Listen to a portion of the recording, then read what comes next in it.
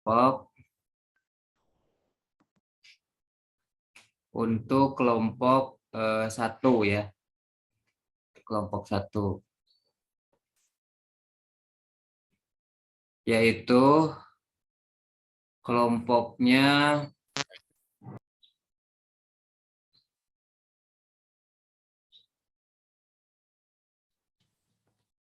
tampil ya, sudah tampil ya ininya, nama-nama kelompoknya sudah tulis ya? Sudah, Pak. Ya. Nah, ini kelompok satu yaitu ketuanya Muhammad Faisal Ramadan, anggotanya Rida dan seterusnya ya. Nah, tema mengenai parlemen masa Orde Baru. Parlemen masa Orde Baru. Nah, jadi supaya mengefektifkan waktu ya, saya kira bisa langsung saja ke kelompok satu, kelas A dan B. Sudah ada ya? Sudah, Pak. Sudah Ya, ya? Pak, sudah. Oke. Kalau sudah ada, silakan bisa sambil share ini ya, share materinya. Mungkin sudah bisa, sok coba. Baik. Sambil dicoba aja ya. Belum, Silakan Pak. sampai berikan kesempatan untuk kelompok satu untuk menyampaikan materi ya mengenai parlemen di masa Orde Baru ya. Silakan. Siapa Bapak yang ini masih belum bisa share screen, Pak. masih belum bisa ya? Coba. Belum, Pak. Coba sekarang.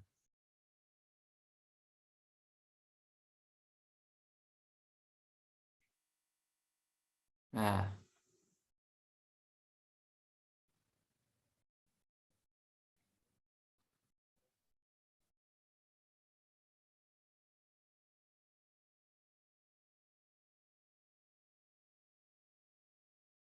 siapa yang mau mimpin? Saya, Pak. Muhammad Faisal ya? Ya. Oke, Muhammad Faisal, waktunya maksimal 1 jam ya. Jadi penyampaian mungkin bisa diatur 1/2 jam dan 1/2 jam nanti untuk diskusi ya. Ya diatur aja lah, pokoknya 1 jam itu cukup antara presentasi dengan diskusi dengan teman-teman yang lain ya. Ya, siap, Pak, siap. Ya, silakan langsung aja. Oke, terima kasih. Bismillahirrahmanirrahim. Assalamualaikum warahmatullahi wabarakatuh. Waalaikumsalam. Puji dan syukur mari kita panjatkan kepada Allah Subhanahu wa taala karena berkat rahmat dan hidayahnya kita dapat melaksanakan perkuliahan secara daring. Yang terhormat Pak Subhan sebagai dosen pengampu mata kuliah Sistem Perwakilan Politik. Mungkin pada kesempatan kali ini kita dari kelompok 1 akan menyampaikan hasil diskusi kami, yaitu yang kami kasih judul tentang fenomena kekuatan Partai Golkar di Parlemen Indonesia pada masa Orde Baru. Mungkin sebelum kita ke pembahasan, saya akan memperkenalkan dulu anggota dari kelompok 1, yaitu ada saya sendiri, Faizal, terus ada Rida, ada Fahrial, Alia, Pebi, Ai, Yoga, Muti, Aldi, Sinta, Firda, dan Ayu. Untuk mempersingkat waktu, mungkin langsung saja kepada yang pertama, yaitu tentang pendahuluan. Kepada pemateri saya persilahkan.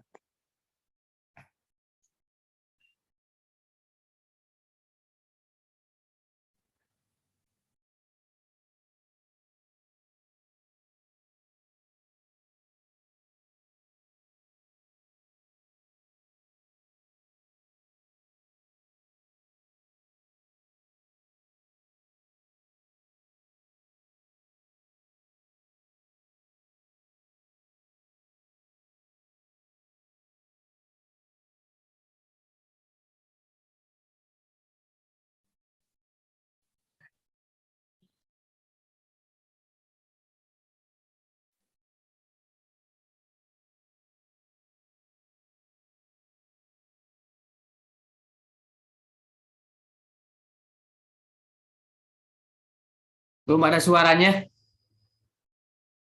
Muhammad, belum ada suaranya.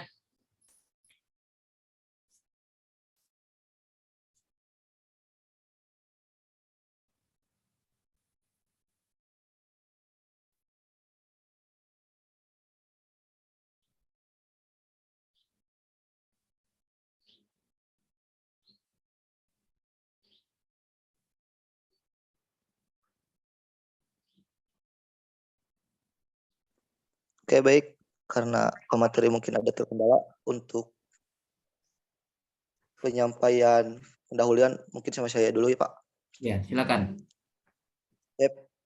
Pada masa Orde Baru, yaitu tahun 1966 sampai 1998, pemerintahan dipegang oleh Presiden Soeharto. Presiden Soeharto mengendalikan politik Indonesia untuk membuat pemerintahan masa Orde Baru terus berdiri melalui ABRI atau Angkatan Bersenjata Republik Indonesia, birokrasi Golkar atau golongan karya, dan juga pers, kelompok atau golongan yang bisa dikaitkan dengan pemerintahan selama perjalanan politik pada masa Orde Baru hingga saat ini adalah Golkar. Peristiwa G30 SPKI menjadi titik balik dalam sejarah politik Indonesia maupun bagi Golkar sendiri. Berdirinya Partai Golkar berawal pada tahun 1964 dengan membentuk sebuah panitia yang terdiri dari anggota GMP atau Gerakan Militer Pelajar, kelompok cendekiawan dan militer untuk mempersiapkan mempersiapkan piagam pernyataan dasar karyawan. Saat pemerintahan Orde Baru tumbang, banyak kalangan yang memprediksi akan runtuhnya Partai Golkar bersama rejim yang menjadi patron politiknya. Mungkin untuk pendahuluan dari judul yang kami angkat seperti itu. Untuk yang selanjutnya yaitu tentang rumusan masalah. Kepada pemateri saya persilakan.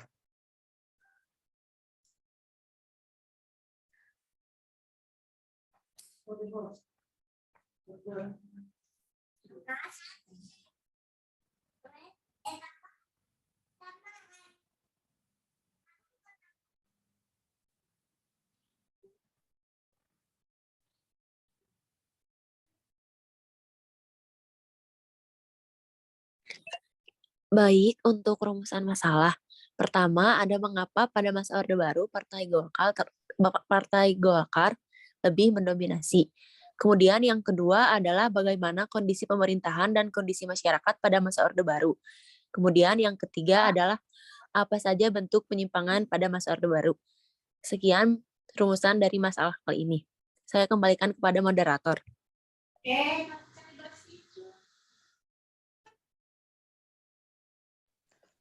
Baik, terima kasih. Oke, langsung saja mungkin kepada intinya, yaitu tentang pembahasan.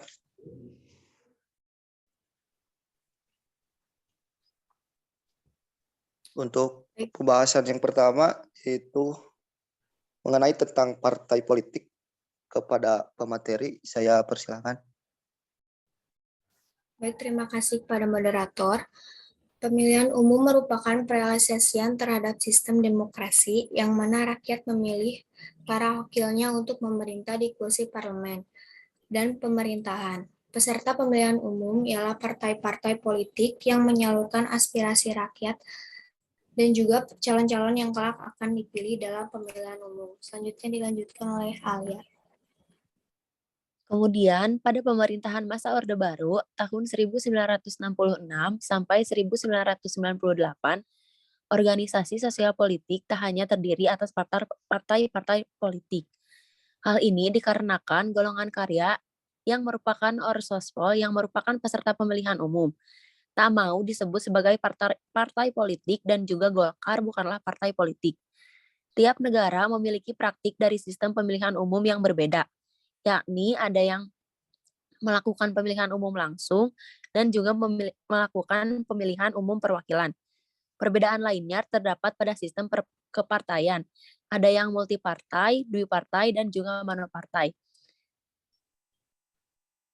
Kemudian selanjutnya akan dilanjutkan oleh pemateri sistem pemilihan umum. Saya kembalikan kepada moderator. Terima kasih.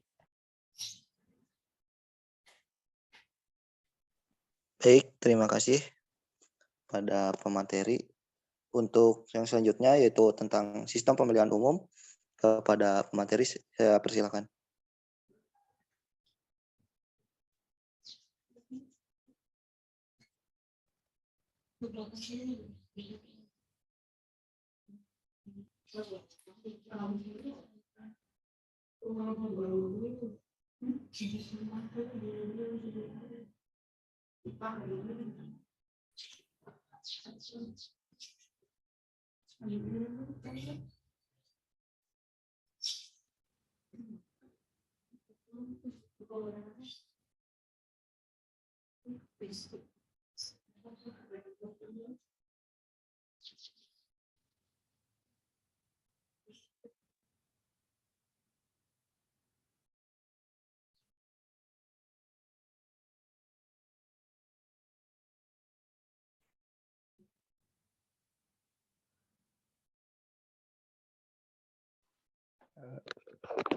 Baik, yang sistem pemilihan umum. Apakah kedengaran? Ada, kedengaran, suaranya ada. Baik. Pertama, pemilu sistem distrik. Praktiknya ialah daerah pemilihan umum digolongkan ke dalam distrik tertentu yang mana setiap partai politik mengajukan calonnya dan tiap hari bersaing dalam distrik tersebut untuk memberikan pengaruh serta mendapatkan suara sebanyak-banyaknya. Calon yang mendapatkan suara tertinggilah yang terpilih menjadi wakil rakyat. Kelebihan dari sistem distrik yakni para pemilih memberikan suara pada calon yang disukainya, serta calon yang terpilih mengemban kewajiban untuk memperjuangkan kepentingan warga distrik pemilihan. Adapun kekurangannya ialah calon yang terpilih kurang terikat dengan kepentingan parpol, serta sistem pemilihan distrik yang kurang memberikan kesempatan bagi calon yang hanya didukung oleh kelompok minoritas, yang artinya kemungkinan besar parpol kecil tak mendapatkan kursi untuk mewakili kelompoknya, karena jumlah kursi tiap parpol bergantung dengan calon yang terpilih. Yang kedua, pemilu sistem proporsional. Pemilu tak langsung dilaksanakan dengan rakyat memilih lambing suatu orsospol ataupun parpol dengan calon yang sudah ditentukan nomor urutnya. Lalu perhitungan suara digunakan untuk menentukan jumlah kursi masing-masing parpol atau orsospol dengan calon terpilih disesuaikan nomor urut calon. Kelebihannya ialah hasil pemilihan memungkinkan untuk terwakilnya kelompok minoritas dan juga memunculnya citra partai yang solid. Kekurangannya berupa adanya keterikatan calon yang dominan pada partainya disbanding publik, serta terbentuknya partai-partai baru yang lebih besar.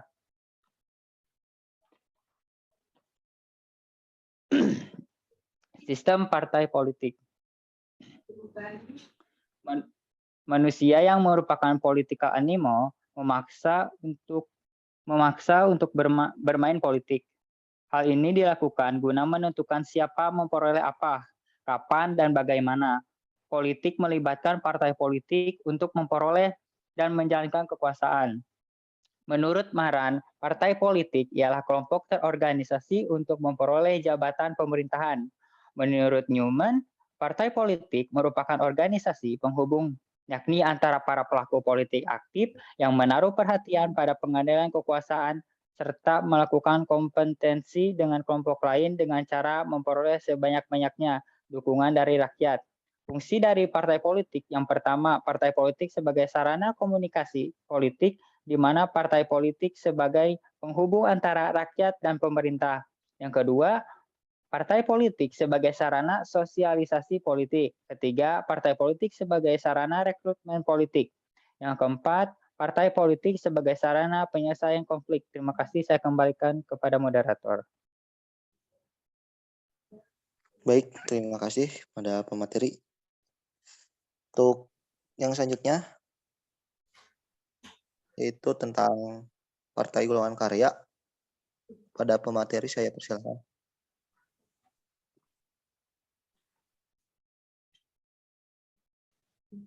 Baik, terima kasih sebelumnya kepada moderator.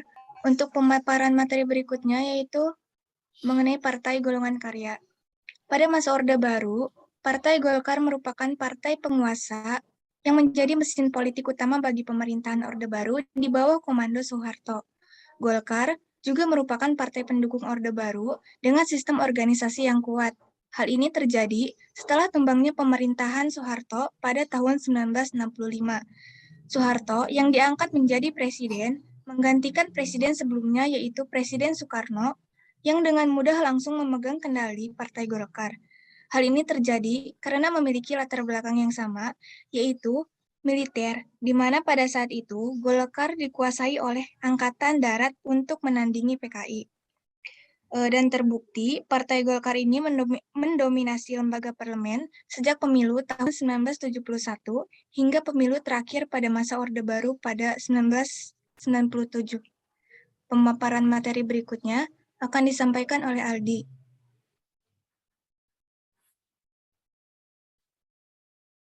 Baik, terima kasih. Perkenalkan, nama saya Aldi 21350013.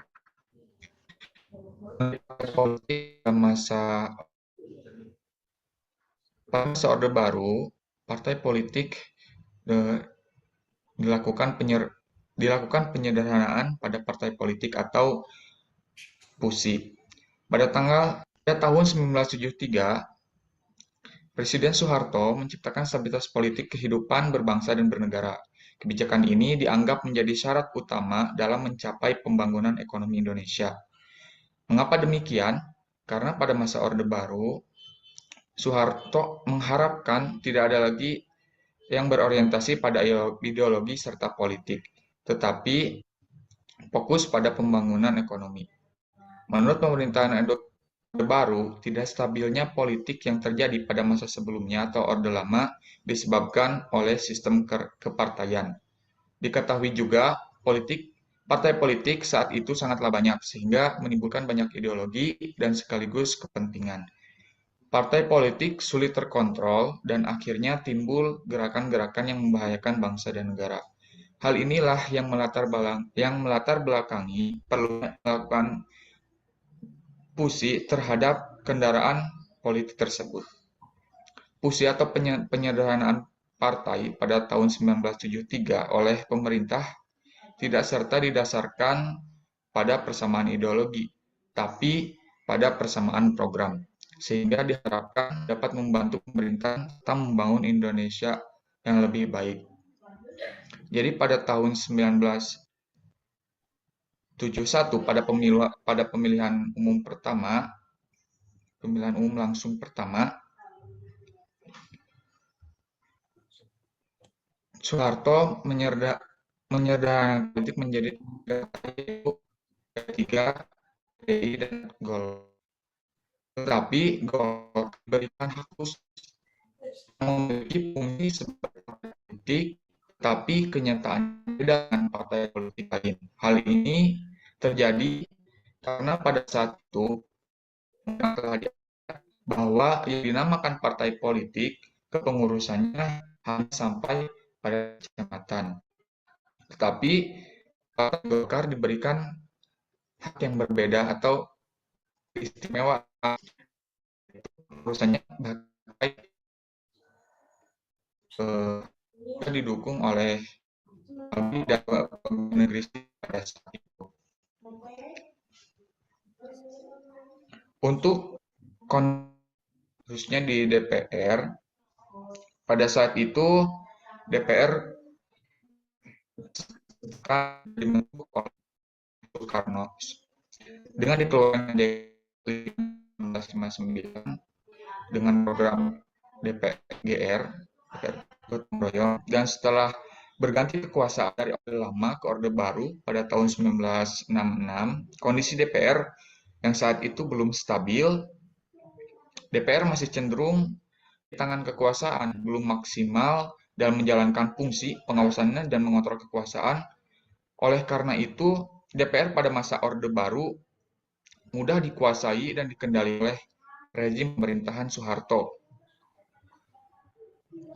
Karena DPR dengan dikuasai dan dikendalikan oleh rejim pemerintahan Orde Baru di tangan Soeharto, DPR disetting dengan menempatkan perwakilannya berdasarkan daftar yang diajukan panitia yang ditunjuk oleh Presiden. Dengan begitu, Soeharto DPR hanya sebagai stempel yang bisa mengatakan setuju terhadap setiap kebijakan yang dikeluarkan. Ditambah kondisi pemerintahan yang pada saat itu sangat otoriter, yang duduk di kursi DPR pada saat itu tidak berani menentang setiap usaha. Mereka lebih memilih diam, sehingga menjadikan wakil rakyat menjadi apatis dan memiliki sifat pragmatis yang jauh dari kata merakyat. Mungkin seperti itu pemaparan materi dari saya terkait dan kondisi parlemen pada saat itu.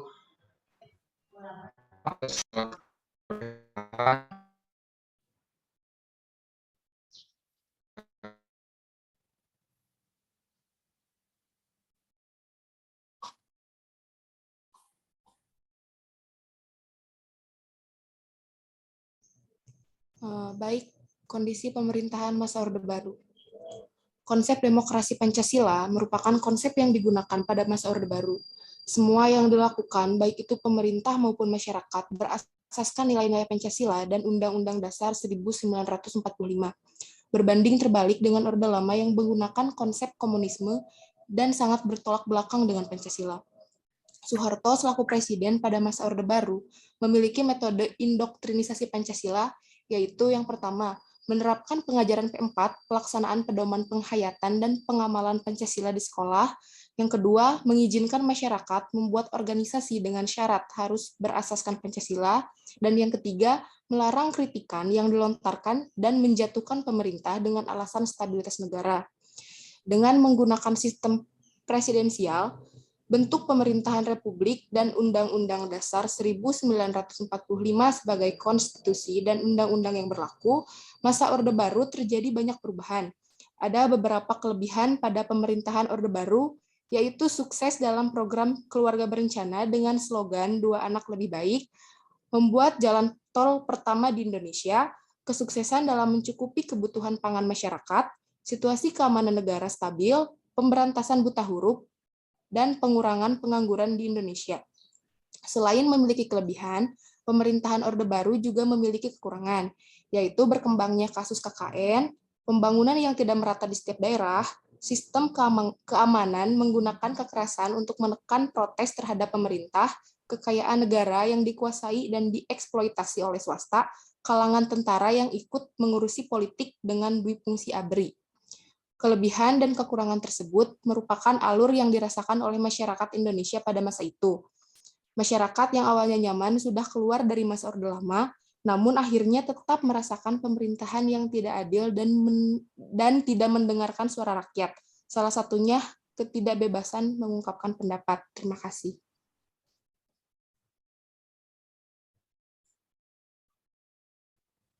Lalu selanjutnya kondisi masyarakat masa Orde Baru. Menurut jurnal yang berjudul Indonesian Journal of History Education, pada masa Orde Baru, pengaruh atau hegemoni yang dilakukan sangat dominan karena iklim demokrasi tidak ada. Padahal demokrasi sangat baik untuk kemampuan berpikir masyarakat. Akhirnya kebebasan berpikir tidak berjalan dengan ditandainya sikap negara yang tidak bisa berlangsung pada tahun 1975. Dengan membuat kebebasan berbicara dan menyatakan pendapat tidak ada. Terima kasih, saya kembalikan kepada moderator. Oke, baik. Terima kasih pada pemateri. Untuk yang selanjutnya, yaitu tentang penyimpangan masa Orde Baru. Kepada pemateri saya persilahkan. Terima kasih kepada moderator. Selanjutnya saya akan memaparkan materi mengenai penyimpangan pada masa Orde Baru. Masa Orde Baru dimaksudkan untuk mengoreksi penyalahgunaan di masa Orde Lama. Hal ini dilakukan dengan memperkuat kekuatan nasional, stabilitas nasional, dan proses pembangunan, serta melaksanakan nilai Undang-Undang Dasar 1945 secara murni dan konsekuen. Namun pada kenyataannya tetap terjadi penyimpangan. Di antaranya, pilihan rakyat terpengaruh oleh campur tangan birokrasi. Panitia pemilu tidak independen, kompetensi antar kontestan tidak leluasa, calon resmi partai politik dan Golkar dari keluarga presiden, yang artinya terlibat dengan bisnis keluarga presiden. Selanjutnya, supremasi hukum tidak ditegakkan. Hal ini dapat kita lihat dari banyaknya kasus korupsi, kolusi, nepotisme yang mengakibatkan keadilan, perlindungan, serta kepastian hukum tidak terjamin. Dan terakhir, tidak meratanya pembangunan yang menciptakan terjadinya kesenjangan antara kaya dan miskin, serta melonjaknya KKN. Saya kembalikan kepada moderator. Baik, terima kasih kepada pemateri. Mungkin untuk pembahasan yang kita sampaikan telah selesai. Untuk yang selanjutnya yaitu bagi teman-teman yang mau bertanya, silakan untuk raise hand atau langsung bertanya aja. Sebutkan namanya ya.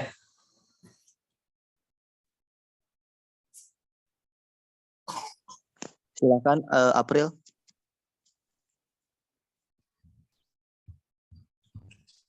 Baik, terima kasih kepada moderator atas kesempatannya. Kali ini saya izin bertanya. Tadi di awal kan sudah disebutkan ya bahwa peserta pemilu itu haruslah partai politik gitu. Sementara Golkar sendiri tidak mengakui dirinya sebagai partai politik, melainkan sebagai organisasi gitu. Tapi mengapa ya Golkar ini dapat mengikuti kontestasi politik elektoral dalam hal ini pemilu, dan sebenarnya Golkar ini juga memiliki hak-hak istimewa gitu yang lebih istimewa dibandingkan partai-partai politik lain yang ada pada masa itu. Terima kasih. Oke, baik, terima kasih April untuk pertanyaannya. Kita tampung dulu ya. Kita nunggu dulu dari yang lain lagi. Oke, ada lagi nggak?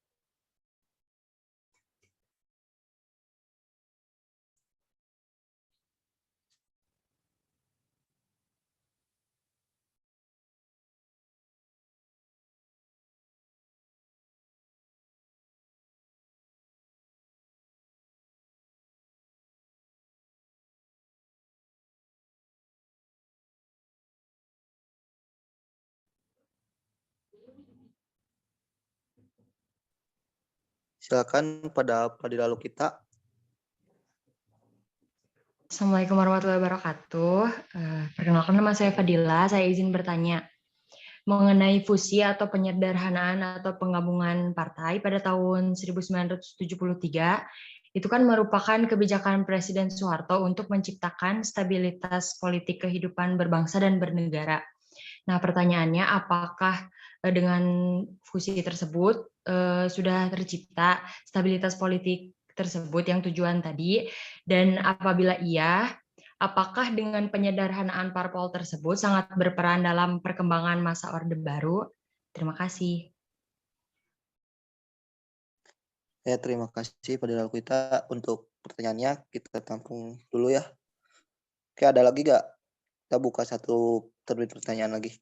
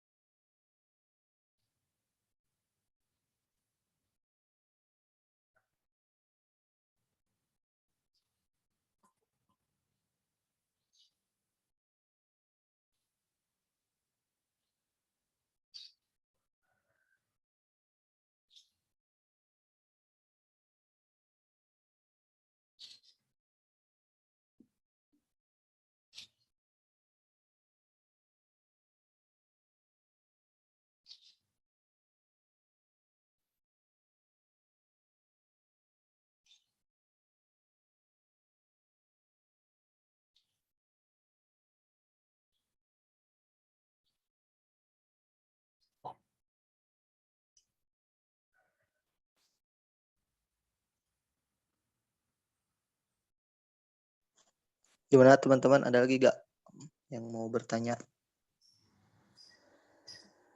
Ya, mungkin sambil kita nunggu teman-teman dari kelompok 1 untuk mendiskusikan jawaban dari pertanyaan teman-teman.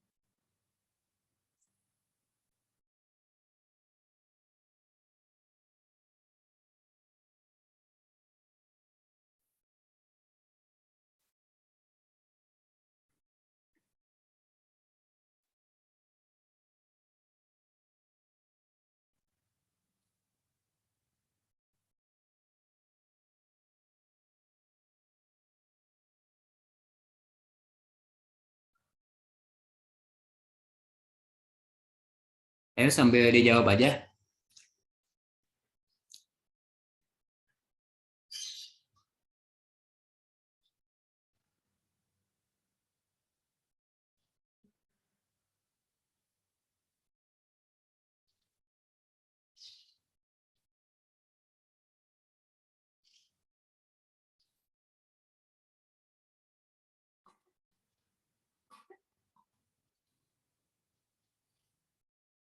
Aldi itu mau bertanya kayaknya Aldi.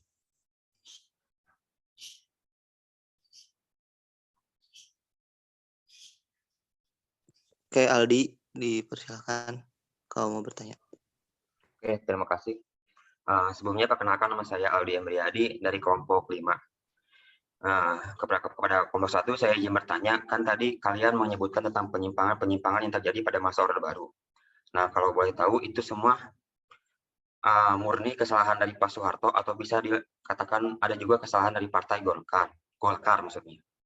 Nah, kalau memang ada kesalahan dari Partai Golkar, kenapa sih Partai Golkar masih bisa ada sampai sekarang?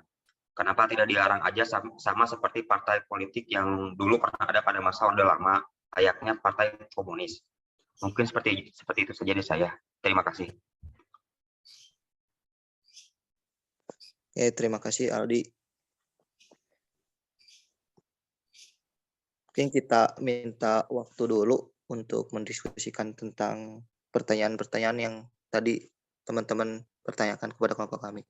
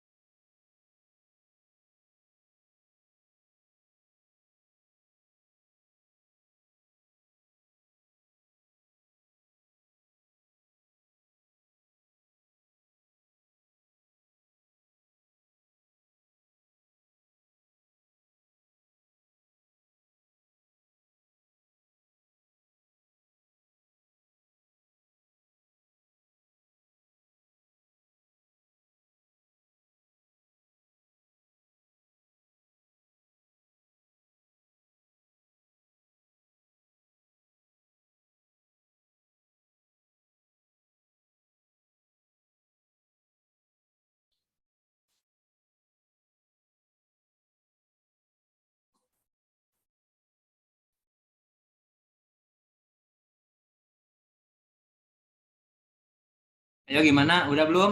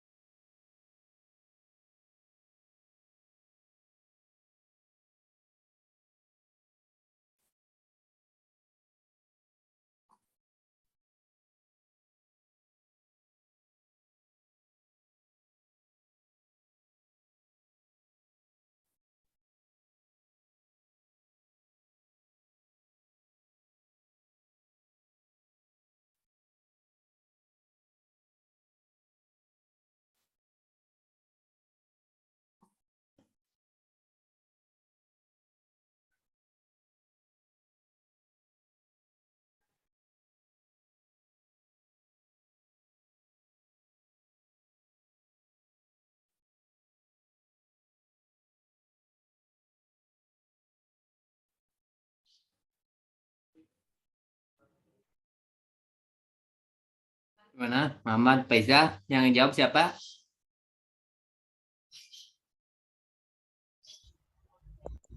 Pak itu Aldi Abdul Latif katanya tadi keluar masuk, minta di ACC lagi Pak. Oh ya, udah.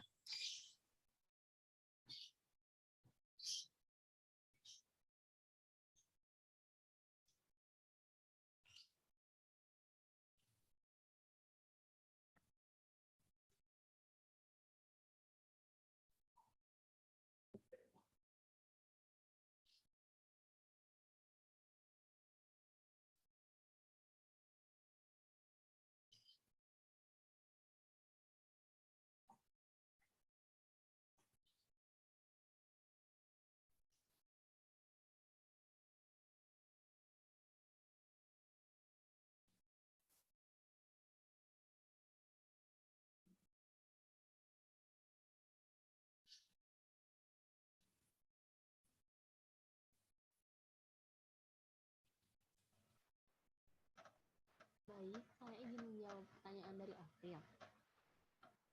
Kenapa Golkar boleh ikut pemilu padahal Golkar sendiri tidak mengakui dirinya sebagai partai politik?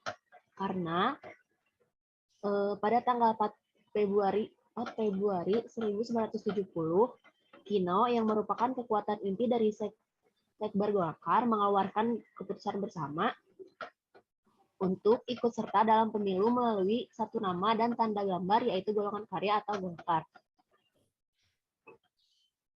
Kemudian Golkar diberikan hak khusus yang memiliki fungsi sebagai partai politik, tetapi kenyataannya berbeda dengan partai politik lain. Hal ini terjadi karena pada saat itu dalam undang-undang telah diatur bahwa yang dinamakan partai politik kepengurusannya hanya sampai pada tingkat kecamatan.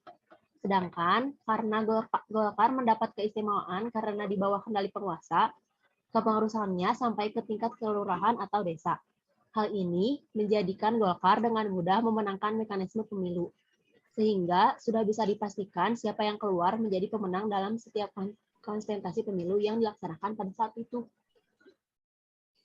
Apakah masih kurang? Apakah sudah puas, April?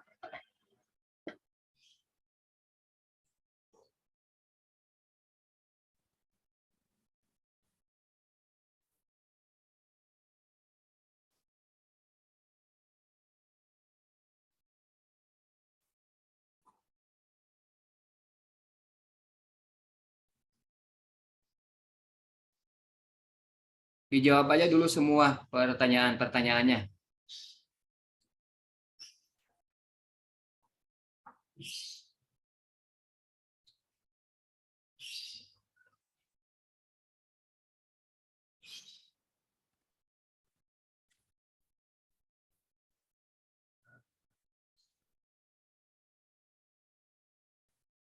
Kalau bisa pertanyaan-pertanyaannya dijawab dulu semua ya, biar mengefektifkan waktu, jangan terlalu lama juga ininya.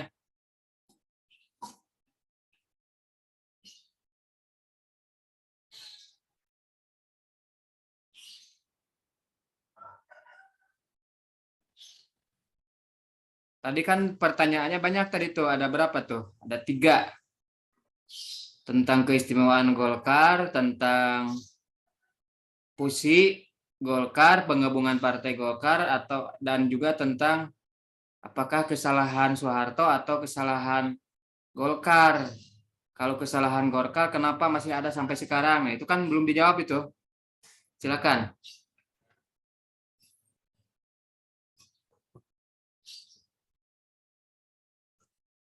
Izin menjawab untuk Ya, pertanyaan silakan.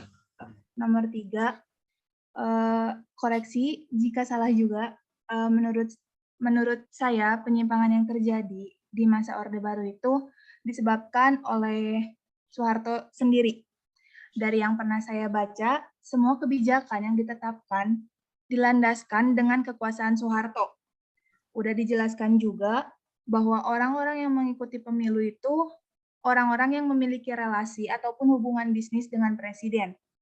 Kalaupun semisalnya ada anggapan bahwa Golkar juga ikut campur tangan atas penyimpangan yang terjadi, kesalahan yang terjadi itu bukan tanggung jawab dari partainya, namun tanggung jawab per orangnya sendiri, sehingga Golkar itu tidak bisa dibubarkan. Menurut saya seperti itu.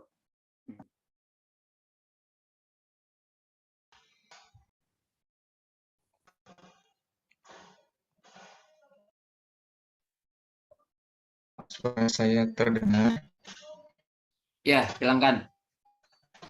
Aldi.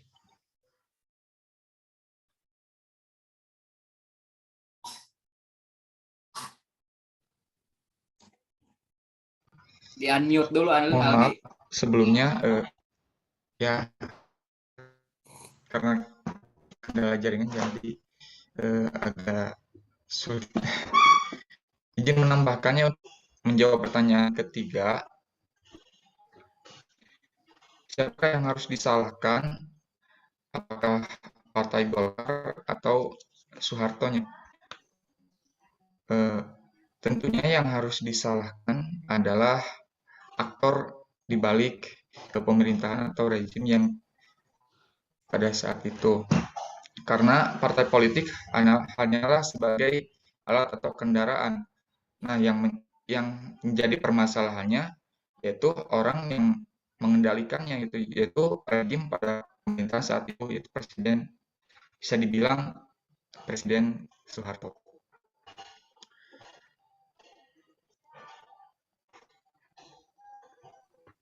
Mungkin pada masa reformasi Golkar pun terkena imbasnya, gitu. Orang-orang yang ada di dalam Partai Golkar mendapat sanksi yang sangat berat oleh pemerintahan pada era reformasi, bahkan mungkin sampai tahun berapa ya, mendapatkan sanksi yang sangat berat, yaitu mendapat mosi tidak percaya dan diasingkan oleh rejim setelah reformasi. Mungkin tambahan dari saya seperti itu. Terima kasih. Ya, baik. Terima kasih jawabannya.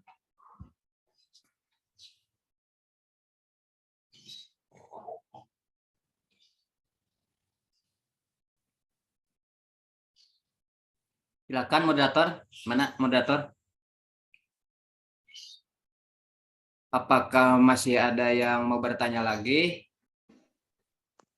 Ini tinggal 1 pertanyaan lagi, Pak. Oh iya, ya. Ya, silakan. Belum Sebentar jawab ya. ya, Pak. Ya, yang pertanyaan kedua belum dijawab.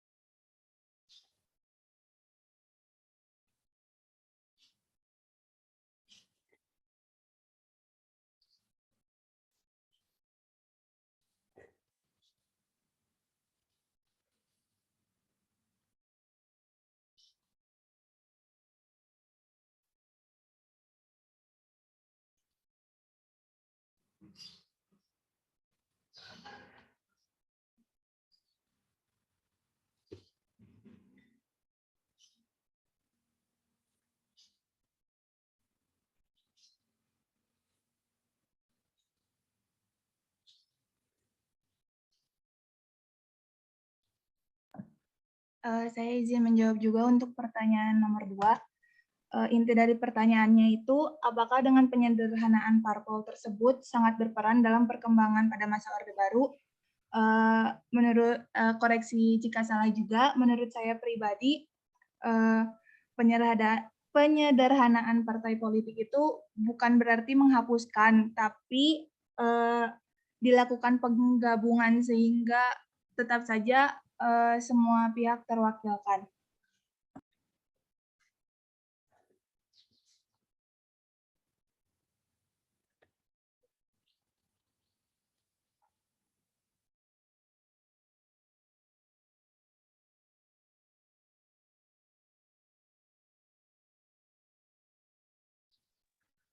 Jadi penyederhanaan tersebut berperan nggak ke perkembangan masa Orde Baru berkembang ke yang lebih baik gitu?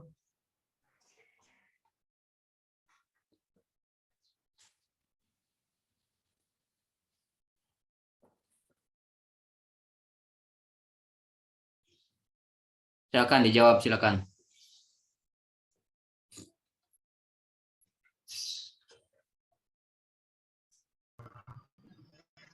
Baik, izin menambahkannya untuk pertanyaan nomor 2 terkait pada tahun 1973 kebijakan yang dikeluarkan oleh Presiden Soeharto untuk menciptakan stabilitas politik agar lebih berfokus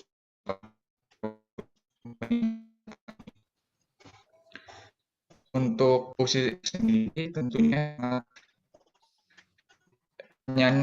inti pertanyaannya adalah apakah penyederhanaan parpol tersebut sangat berperan dalam perkembangan masa Orde Baru. Tentunya posisi ini bisa dibilang sangat berperan pada masa Orde Baru, terutama untuk menstabilkan politik atau ideologi pada saat itu. Karena dengan dibatasinya partai politik dengan tujuan agar tidak menimbulkan banyaknya ideologi dan sekaligus kepentingan-kepentingan lain, karena difokuskan hanya pada 3 partai politik pada saat itu. Beda dengan sekarang kan banyak itu partai politik, bahkan sampai 12 partai politik yang resmi.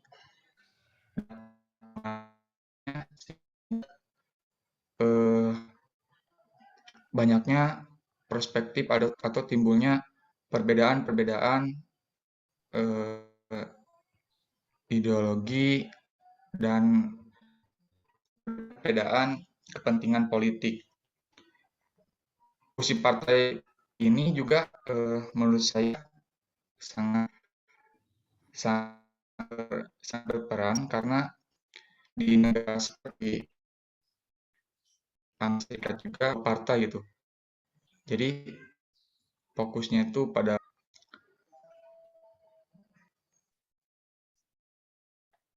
dan sangat berpengaruh juga pada pada pertumbuhan ekonomi, karena pada saat itu tujuan utamanya itu pembangunan ekonomi. Salah satu tujuan utama dari penyederhanaan pembangunan partai politik ini agar bisa fokus pada program ekonomi. Seperti itu mungkin.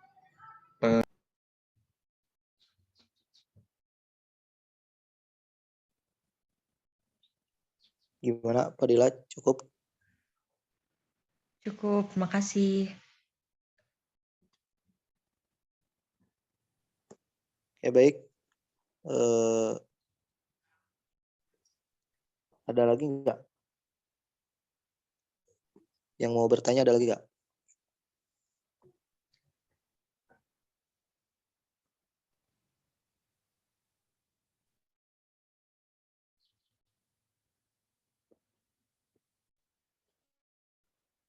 Oke, mungkin kalau misalkan tidak ada, kepada Syahrial bisa disampaikan kesimpulan.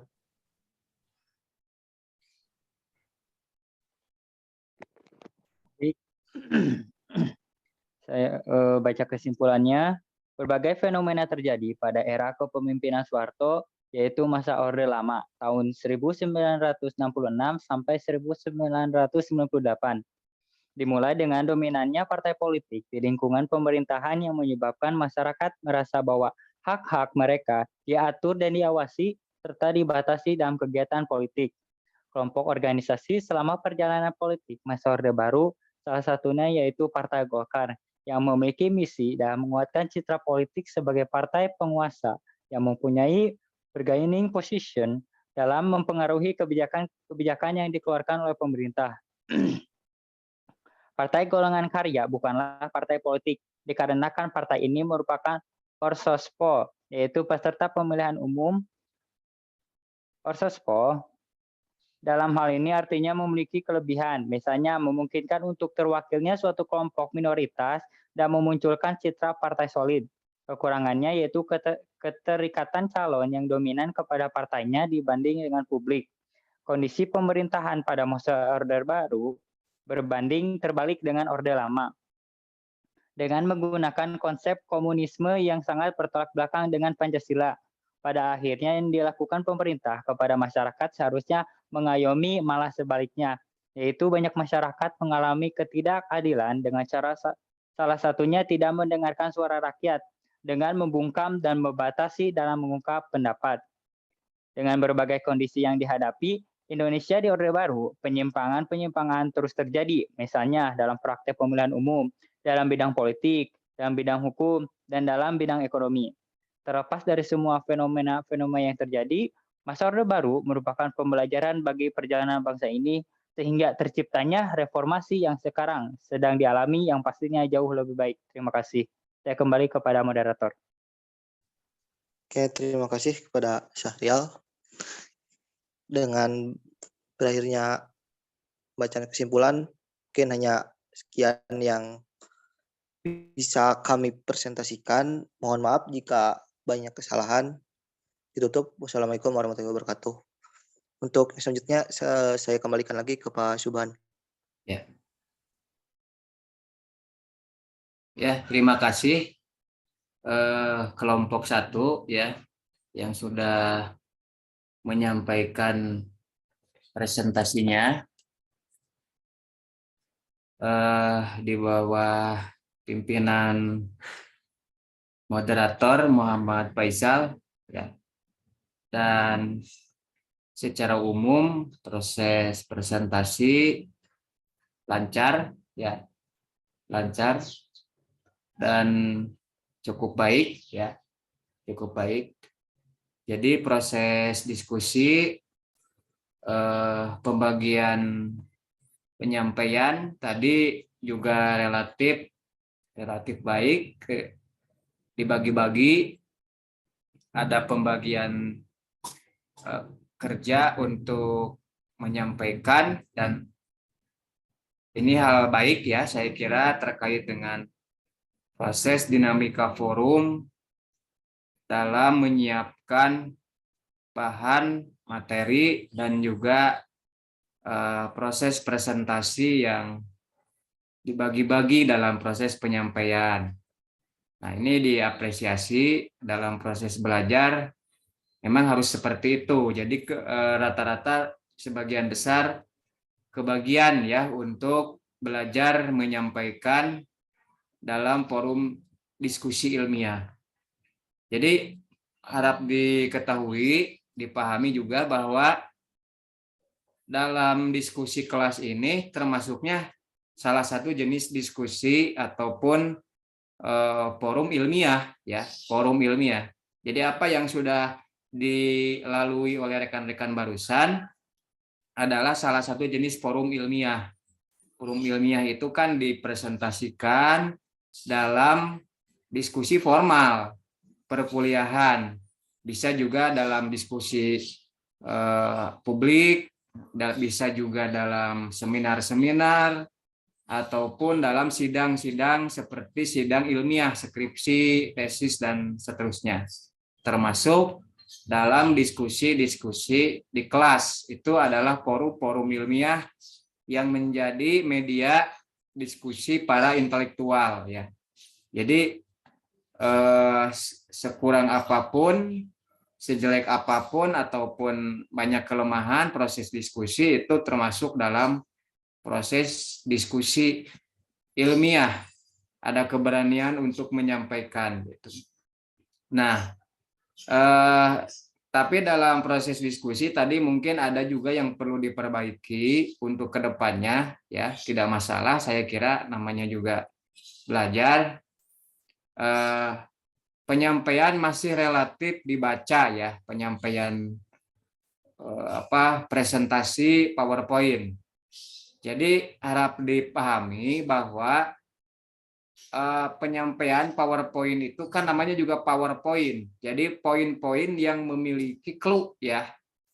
Jadi kita yang tertulis di PowerPoint itu adalah garis besar atau poin-poin utama yang akan kita sampaikan kepada publik atau kepada pendengar gitu.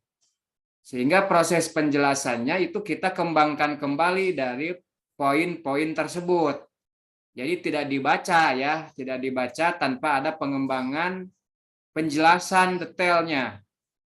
Makanya kalau Anda sering memperhatikan saya ketika menyampaikan PowerPoint, itu tidak saya baca PowerPoint itu, tetapi dikembangkan ya, dijelaskan lebih lanjut dari PowerPoint itu. Jadi yang saya tulis di PowerPoint itu adalah bahasan-bahasan yang akan saya jelaskan kepada publik atau kepada pendengar gitu. Sedangkan penjelasan-penjelasannya itu adalah dikembangkan kembali secara spontan oleh si pembicara gitu. Nah, memang hal ini membutuhkan jam terbang ya, artinya membutuhkan pengalaman dan juga pengetahuan yang luas. Makanya kalau kita menjadi penyaji ataupun presentator itu memang pengetahuan presentator itu harus lebih mengenai yang disampaikan daripada publik. Artinya memang kita harus banyak membaca mengenai bahasan-bahasan yang akan disampaikan. Sehingga kemungkinan-kemungkinan nanti ada pertanyaan atau ada sanggahan-sanggahan dari publik itu kita sudah siap gitu ya. Nah, itu koreksinya dalam proses diskusi. Kalau pembagian kerja dalam penyampaian, saya kira itu sudah diapresiasi bagus ya. Cuman dalam penyampaian relatif rata-rata gitu ya, rata-rata masih dibaca secara letterlock apa yang ditulis dalam PowerPoint. Jadi memang PowerPoint itu singkat, padat aja, singkat dalam bahasan-bahasan yang akan disampaikan oleh kita, oleh si presentator kepada publik gitu. Sehingga tidak dalam bentuk kata-kata yang panjang gitu ya, tapi hanya poin-poin saja, makanya disebutnya PowerPoint gitu. Jadi poin yang memiliki kekuatan untuk mengembangkan ke dalam bahasan yang sedang dibahas gitu. Nah, itu terkait dengan proses diskusi ya. Tadi moderator juga sudah relatif cukup baik ya, sudah relatif cukup baik dalam proses memimpin diskusi. Saya kira ini modal yang baik yang perlu dikembangkan kembali, karena proses diskusi itu menjadi moderator itu seni ya. Ada seni tersendiri, kita harus mengatur proses diskusi, dinamika diskusi juga harus kita kuasai, dan juga kita harus memperhatikan waktu. Jadi berapa alokasi waktu yang perlu kita atur, nah itu menjadi tugas dari moderator supaya nanti tidak terlalu cepat juga selesainya, tapi juga tidak terlalu lama selesainya, sesuai dengan apa yang sudah direncanakan gitu ya. Nah, tadi juga dalam proses diskusi pertanyaan-pertanyaannya juga sebenarnya relatif baik ya, berbobot Ya, pertanyaan-pertanyaan yang perlu dikembangkan kembali gitu. Nah, namun kelemahannya tadi yang perlu diperbaiki untuk kelompok yang akan datang. Jadi dalam proses menjawab pertanyaan itu terlalu lama ya. Jadi jangan terlalu lama loading sebenarnya. Karena dalam proses interaktif itu, diskusi interaktif itu kan sebenarnya lebih kepada jawaban-jawaban yang spontan. Makanya kalau Anda sering melihat saya menjawab pertanyaan Anda ketika dalam kuliah, itu nggak pernah saya mikir loading lama ya. Spontan saja kita jawab sesuai dengan pengetahuan kita. Gitu. Jadi pengembangan dari pengetahuan kita. Atau bayangkan nanti kalau misalnya dalam proses seminar, diskusi, ada yang bertanya kepada kita, ini belajar ya, ini supaya teknik kedepannya lebih baik. Kita misalnya ada pertanyaan kepada kita. Kalau misalnya kita nunggu dulu, maaf ya, saya mau mikir dulu, mau mencatat dulu, mikir dulu, nunggu dulu untuk menjawab, kan gimana nanti bisa-bisa dalam seminar itu bubar orang-orang itu. Ya. Tidak nyaman karena kelamaan menunggu jawaban gitu. Nah, padahal dalam proses diskusi interaktif itu tidak usah ada mikir lama. Jawab aja sesuai dengan pengetahuan yang sudah kita baca terhadap fokus masalah itu. Makanya memang harus dipersiapkan. Ini yang dimaksud oleh saya itu harus dipersiapkan itu adalah kemungkinan pertanyaan yang akan muncul, sehingga kita bisa mempersiapkan membaca buku yang relevan yang terkait dengan fokus masalah itu, atau membaca informasi-informasi misalnya di internet, supaya jawaban-jawaban yang akan kita sampaikan itu adalah jawaban yang valid, yang tidak mengarang ya, tetapi memang jawaban sedikitnya berdasarkan dari data dan fakta, baik yang terdapat di media massa, media elektronik, maupun hasil membaca dari buku-buku ataupun hasil diskusi sebelumnya. Nah itu. Jadi nanti tadi terlihat dari para penyaji itu ada banyak kelemahan yang tidak siap terhadap materi sendiri gitu. Padahal kalau yang nanya itu kan sebenarnya memang tidak tahu ya, rata-rata kan tidak tahu, sehingga penyaji yang di depan itu atau si presentator itu terkesan tidak gagap atau terkesan tidak siap gitu ya ketika mendapatkan pertanyaan-pertanyaan itu. Tadi kan terkesan si penjawab itu tidak siap karena loadingnya terlalu lama gitu. Bahkan kalau dalam diskusi publik itu tidak boleh ada loading. Kan waktu berjalan terus gitu. Nah, ini pelajaran berharga bagi Anda seumur hidup pernah menjadi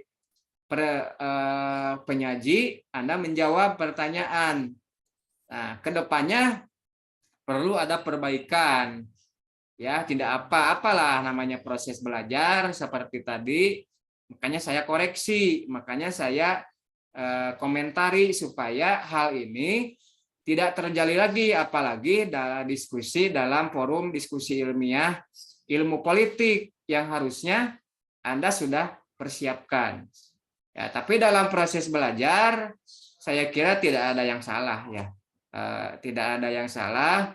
Ini merupakan bagian dalam proses belajar yang kedepannya perlu untuk diperbaiki.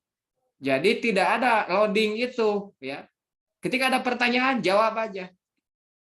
Nah nanti dinamika forumnya ya bergerak sendirilah. Banyaknya kan pendapat sebenarnya. Kalau pertanyaan-pertanyaan itu kan banyaknya pendapat. Jadi kita jawab aja sesuai dengan pendapat kita, tetapi berdasarkan dari data ataupun fakta yang sudah kita pelajari sebelumnya. Itu menunjukkan kesiapan, ya, menunjukkan kesiapan atau ketidaksiapan. Jadi orang bisa menilai, oh ini si penyaji benar-benar siap dia untuk mendiskusikan satu tema tertentu gitu. Nah, yang kedua itu mengenai teknis diskusi ya, rekan-rekan sekalian.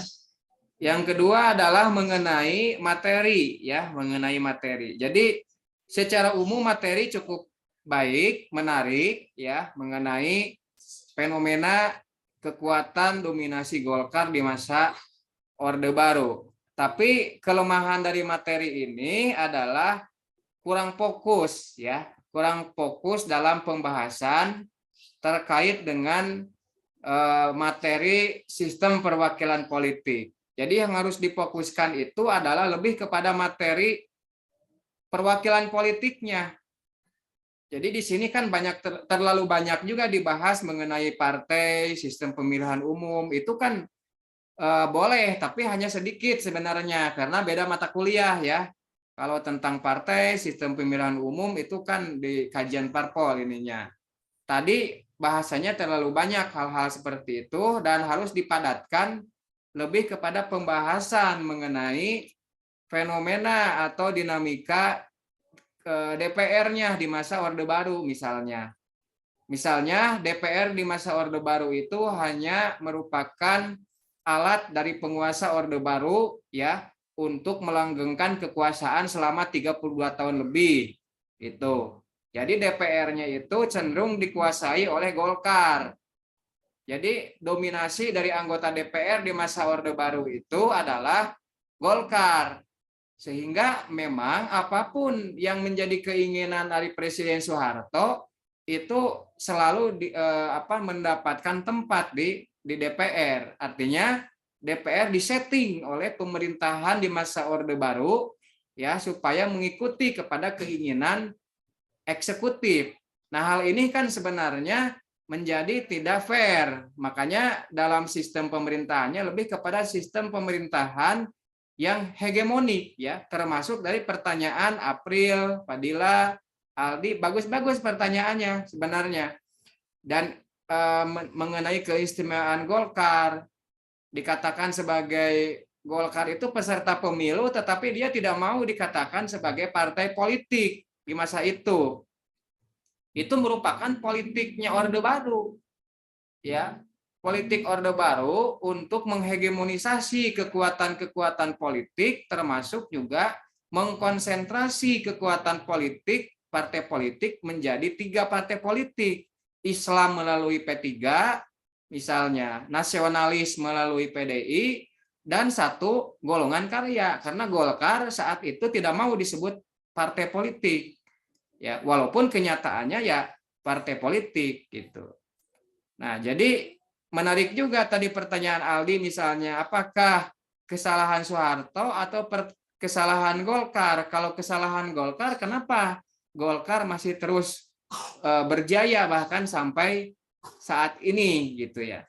Nah, Golkar memang di masa Orde Baru itu dijadikan sebagai alat dari penguasa ya, yang disebut sebagai ABG.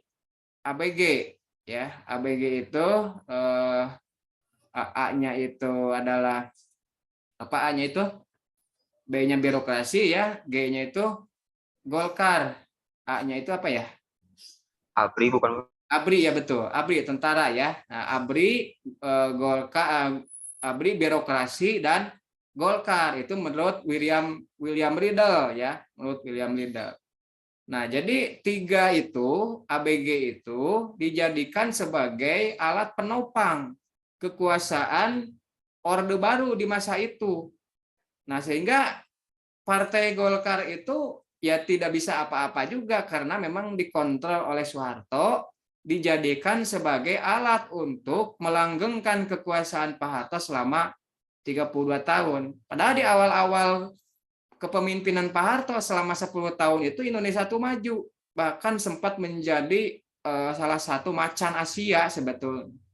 Tapi karena munculnya korupsi dan mulai hegemoninya pemerintahan Soeharto di pertengahan Repelita ke-5 ya, ke Repelita ke-4 mulai muncul krisis ekonomi, kemudian patron klien dan sebagainya. Sehingga su'ul khotimah bahasanya itu pemerintahan Pak Harto itu gitu.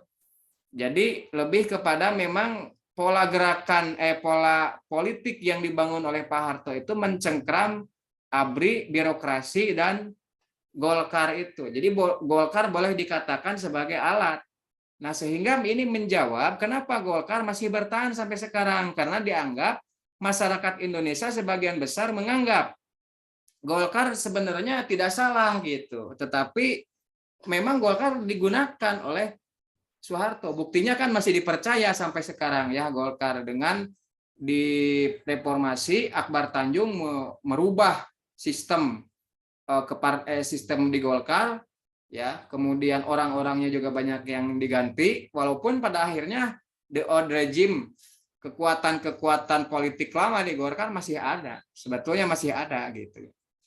Yaitu cerdas-cerdas masyarakat sajalah dalam menilai itu, karena nggak bisa dibersihkan semua. Kekuatan-kekuatan lama di Golkar itu nggak bisa dibersihkan. Orang-orang yang status quo-nya tetap aja masih banyak di Golkar itu. Tapi buktinya Golkar masih bertahan dalam level 3 besar partai, ya, juara 1, juara 2, juara 3, susul menyusul antara PDI, Golkar kan gitu ya, PDIP, Golkar gitu. Dan partai lain ya seperti Demokrat juga pernah menyusul. Itu saya kira proses, tapi secara umum saya mengapresiasi proses diskusi dalam kesempatan ini yang luar biasa ya.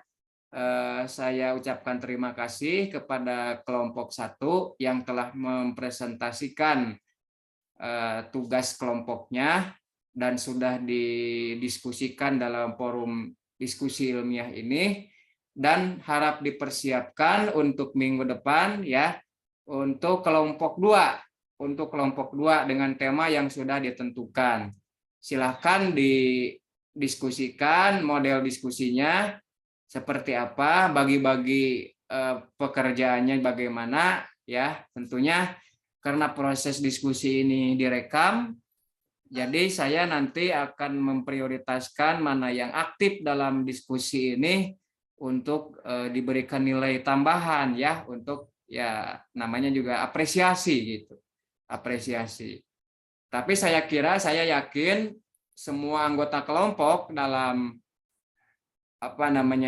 kelompok 1 tadi bekerja semua, karena tidak ada laporan dari ketua ya, dari ketua kelompoknya tidak ada laporan yang tidak bekerja, berarti bekerja semua gitu. Kalau tidak ada laporan berarti dianggap bekerja semua.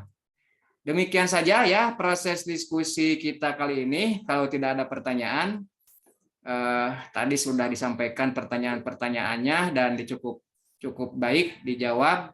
Ya, tinggal perbaikan-perbaikan seperti yang sudah saya sampaikan tadi. Mudah-mudahan kita selalu diberikan kesehatan dan juga keberkahan ilmu pengetahuan. Ya, ada ilmu pengetahuan baru yang kita dapatkan di pagi hari ini dalam proses diskusi kelompok perkuliahan sistem perwakilan politik. Demikian saja proses diskusi kita kali ini ya. Rekaman saya akan matikan. Ya, mudah-mudahan kita bisa diberi kelancaran untuk aktivitas yang akan datang. Demikian, terima kasih atas segala perhatiannya. Assalamualaikum warahmatullahi wabarakatuh. Dan jangan lupa nanti ya, saya absen akan saya kirim melalui grup ya, melalui grup WA. Dicek aja di grup WA absennya. Sebentar akan saya kirim untuk diisi oleh rekan-rekan ya. Nah, itu coba aja dicek di grup WA, sudah ada ya di grup WA itu. Sudah ada ya? Sudah ada, Pak. Oke, terima kasih. Selamat pagi ya. Assalamualaikum warahmatullahi wabarakatuh. Waalaikumsalam. Terima kasih. Terima kasih, Pak. Warahmatullahi wabarakatuh. Terima kasih, Bapak. Terima kasih, Pak. Ya.